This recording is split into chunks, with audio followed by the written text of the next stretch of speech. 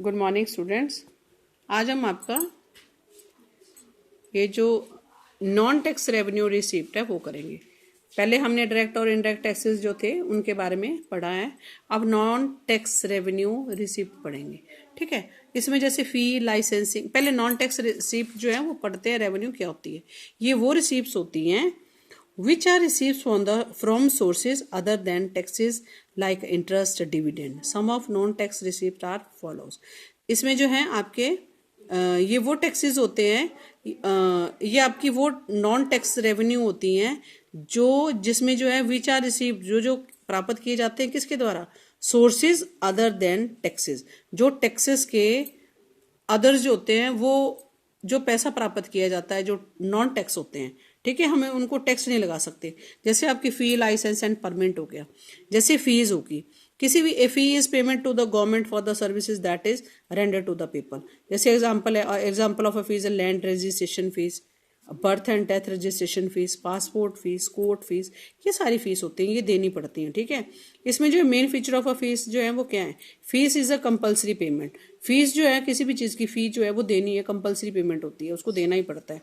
And free provides specific benefit to the payer. ये जो है स्पेशल बेनिफिट जो है वो पेयर को देती है। And also implies a general advantages भी मिलते हैं इसके। एंड नेक्स्ट है fee is not payment for a commercial services, या fee is not a prize. ठीक है, ये कोई प्राइज नहीं है कमर्शियल सर्विसेज के लिए। It is a payment for the administrative and judicial services provided to the people.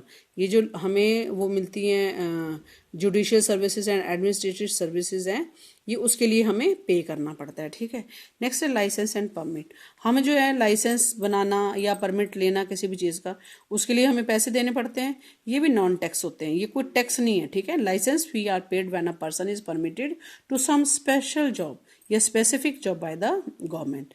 ठीक है, नेक्स्ट है आपका एस्टेट। एस्टेट होता है refers to that income of the state which arise out of the property that comes to it because it has no legal higher.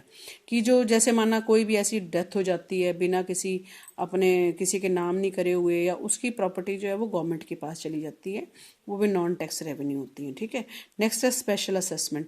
जैसे it is another source of non tax revenue government का, ये भी non tax revenue है government की। Special assessment होती है the payment which is made by the owner of those properties whose value has appreciate due to development activities. Development activities के कारण जो है उसकी वैल्यू जो है, जैसे माना रोड बन रहा है, कंस्ट्रक्शन ऑफ रोड है, या डैम बन रहा है, या कुछ भी बन रहा है, उसमें उसकी प्रॉपर्टी आती है। ठीक है, तो नेबरिंग प्रॉपर्टी होती है। It is rental value appreciate then a part of a government expenditure is recovered from the owner of such property by way of a special assessment. ठीक है, तो नेक्स्ट है आपका फाइन्स एंड पेनाल्टीज। कोई भी fines होते हैं, penalties होती हैं, वो भी गवर्नमेंट की नॉन टैक्स जो है वो रेवेन्यू होती हैं। ठीक है, जैसे मानना किसी ने कोई गलत काम कर दिया या फिर कोई भी ऐसा इलीगल काम हो गया, तो उसके पीछे उनको पेनाल्टी या क्या करना पड़ता है, ये देना पड़ता है, फीस देनी पड़ती है। ठीक है, नेक्स्ट है income from a public enterprises. जो पब्लिक एंटरप्राइजेज होते हैं उनके द्वारा जो इनकम होती है वो भी नॉन टैक्स आती है। जैसे आपका इंडियन रेलवेज है, नंगल फर्टिलाइज़र है, और फैक्ट्री है, इंडियन ऑयल है, भिलाई स्टील प्लांट है। Profit from a cell proceed for of the products of these enterprises constitutes the income of the government. Income from these enterprises depends on the price of their product. Price of the product of the public sector commercial enterprises are fixed higher than their cost of production. उससे ज़्यादा जो है अपना उसका prices लगाते हैं। And इससे क्या होता है कि hence the objective is to earn revenue, earn revenue, इसका भी रेवेन्यू करना होता है। एंड गिफ्ट एंड ग्रांट्स, जो gift received by the government के द्वारा जो gift and also source of revenue. ठीक है, तो इस अब जो है आपकी कैपिटल जो रिसीप्ट है वो करेंगे। तो इसमें जो है रिकवरी ऑफ लोन्स हैं, borrowing and other liabilities and other receipts हैं।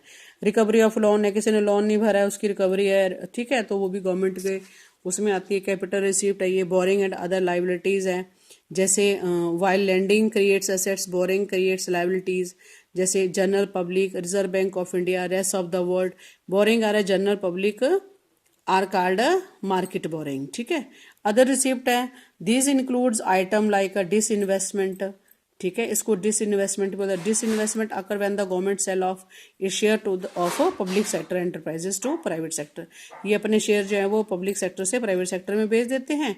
And money received through disinvestment is treated as a capital receipt because it causes reduction in assets of the government। इसे भी कैपिटल रिसीप्ट बोला जाता है। क्यों बोला जाता है? क्योंकि ये जो है आपकी रिडक्शन होती है किसमें? एसेट्स ऑफ द गवर्नमेंट में, ठीक है।